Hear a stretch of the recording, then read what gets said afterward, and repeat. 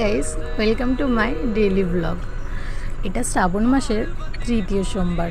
আমি ঠাকুরকে পঞ্চদ্রব্য পঞ্চশস্য দিয়ে দুধ, দই, মধু, ঘি, গঙ্গার জল ও চন্দন ও ডাল, চাল সব কিছু দিয়ে শৃঙ্গার করলাম। তারপরে পুজো কমপ্লিট করে দাদুকে চরণামৃত দিলাম ও নিজেও খেলাম এবং ঠাকুরের প্রসাদটাও দুজনে মিলে খেলাম। মা তখন বাড়ি ছিল না।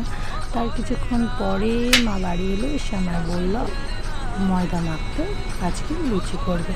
ওইদিকে মা আলুগুলো কাটছিল এবং আমি এই সাইডে লুচির জন্য ময়দার ময়ান দিচ্ছিলাম। তারপরে আটা মাখার পরে তাড়াতাড়ি করে এক এক করে সব কটা লুচি বেলে নিলাম।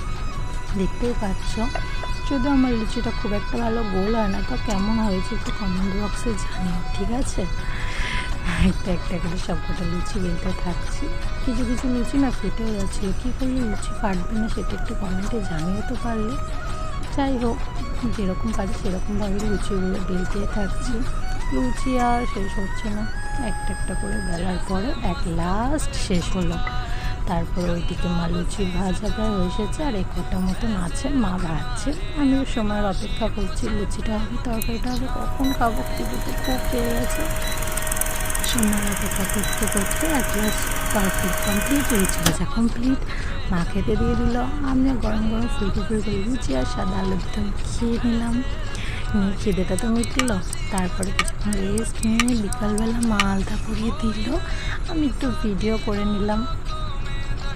নিয়ে আজকের ভিডিওটা এখানেই শেষ করছি। Thanks for watching.